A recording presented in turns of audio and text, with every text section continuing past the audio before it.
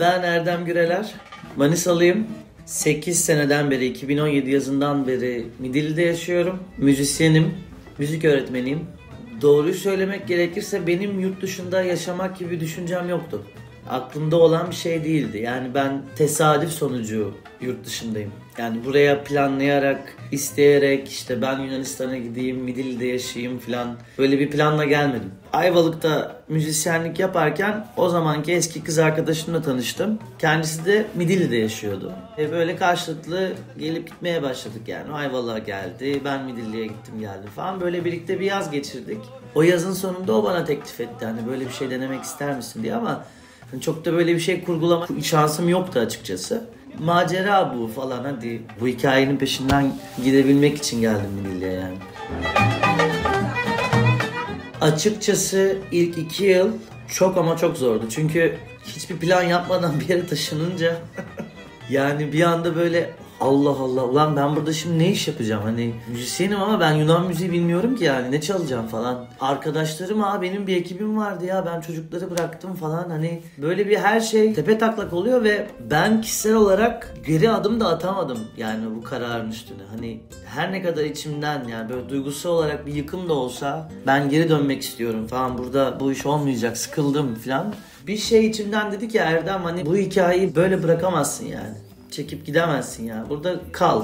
Bu Covid'e kadar böyle gideyim mi gitmeyeyim mi, kalayım mı kalmayayım mı falan. Covid'den önce Bursa'ya gidip ben böyle kendi şarkılarımdan oluşan bir konser yaptım. Çok güzel geçti o konser ve Midilli'ye Türkiye'ye dönme kararıyla geldim. Tam bunları konuşurken abi şey oldu, Covid oldu. Yani ben son feribotla Midilli'ye gelmiş oldum aslında. Hani ondan sonra bir daha 2,5 yıl boyunca feribot olmadı. Yani bana hayatımın herhangi bir döneminde deselerdi ki pandemi olacak dünyada, sen de 70 bin nüfuslu bir Yunan adasında 2,5 yıl boyunca kalacaksın, inanamazdım yani. Ve gerçekten ilk 2 yıl hiçbir yere gitmedim ben Midilli'den. Türkiye'ye gidemedim çünkü feribotlar yoktu ve Midilli'den Türkiye'ye gitmek o kadar sıkıntılı bir şey ki eğer deniz yolunu kullanmıyorsan. Yani Midilli Atina yapıp Atina'dan İstanbul'a gitmen lazım. İstanbul'dan da Manisa'ya gelmen lazım. Yani şöyle 40 dakikalık bir yolu şöyle yapıyorsun ve 2,5 güne yayıyorsun falan. Hani ama 2 yıl sonra dayanamayıp yaptım açıkçası. Hani Atina, İstanbul falan gittim ailemin yanına çünkü artık dayanılmaz bir hale gelmişti yani. O özlem. 2 yıl az bir süre değil yani.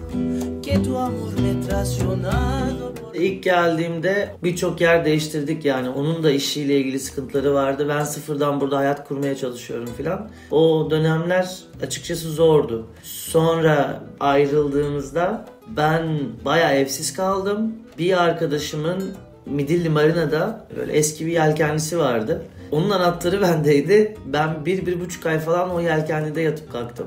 Sokakta müzik yaparak para biriktirdim ve şu an içinde oturduğum evi tuttum bundan 5 sene önce. Yani ilk kendi evimi tutma hikayem açıkçası çok çok zordu ya. Cebimdeki paranın tamamını vererek evi tuttum. Bir sonraki ayın kirasıyla ilgili açıkçası bir plan, bir şey yoktu yani. Bu odayı kapalı tutuyordum çünkü buraya koyacak eşyam yoktu yani. Evin diğer odasını ve sadece salon kısmını kullanıyordum yani. Şu an geldiğim pozisyonda hayatımı aslında gitar dersleriyle idame ettiriyorum. Yani Midilli müzikten böyle gelir sağlayabileceğim bir yer değil hayat idame ettirme konusunda. Yani o kadar çok sahne almam mümkün değil burada yani. Haftada bir en fazla, o da yevmiyeler zaten çok az olduğu için 60 euro civarı burada yevmiyeler, gece başına 60 ya da 70 euro. Mümkün değil onunla hayat idare ettirmek. Dolayısıyla ben gitar dersleri veriyorum. Öğrencilerim var. Geçen yazda ben bir 8 sene sonra ilk defa Türkiye'de müzisyenlik yaptım bu yaz. Biz her hafta çaldık yani, gittik geldik Midilli'den. İş anlamında bana çok büyük bir katkısı oldu. Ya burası coğrafi olarak, fiziki olarak falan çok güzel bir yer. Nüfus az, insanlar sakin. Yani Yunanistan'la ilgili zaten hani artık meşhur bir şey yani. Hani yavaş yavaş hani yarım saat geç mi kalınır? Kalınır abi, ne olacak ya, öleceğiz mi falan. Hani her işin sonunda konu hep şeye bağlanır. Hani yiyelim içelim falan. Ya bunlar güzel şeyler bir yere kadar.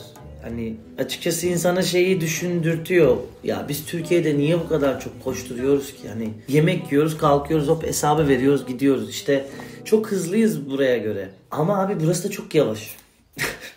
Midilli yavaşın da yavaş. Hani bir süre sonra eğer işte gençsin, işinle ilgili bir şeyler yapma peşindesin, derdindesin. O Midilli'deki tempo sana aslında yardımcı olmuyor. Birkaç tane münferit şey oldu tabii ki. Ama 8 yıllık bir süreçte yani böyle 3 tane 4 tane şey çok da ciddiye alınacak şeyler değil. Bunlar doğrudan şeylerdi yani. Doğrudan olmayan tırnak içinde ayrımcılık o her zaman var ve var olacak yani, öyle bir şey yok. Yani günün sonunda sen yabancısın. Sen kötü bir şey yaparsan Türk kötü bir şey yapmış olacak.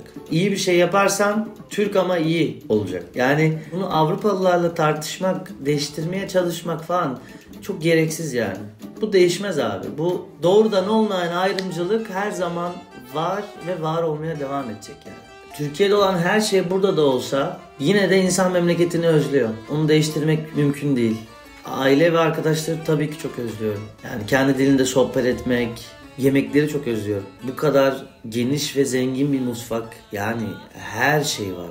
Her şey var. Ayrıca şunu da söylemem lazım. Yunanistan o kadar Türkiye kadar büyük bir mutfağı olmasa da yemek kalitesinin hemen hemen Yunanistan'ın her yerinde belli bir yerin altına düşmediği bir yer. Yani Türkiye'de işte her ne kadar mutfak geniş de olsa, çeşit çok da olsa, çok lezzetli şeyler falan da olsa, bir yerde bir şey çok pahalıya ve kötü yiyorsun, öteki yerde işte daha bilmem ne oluyor falan.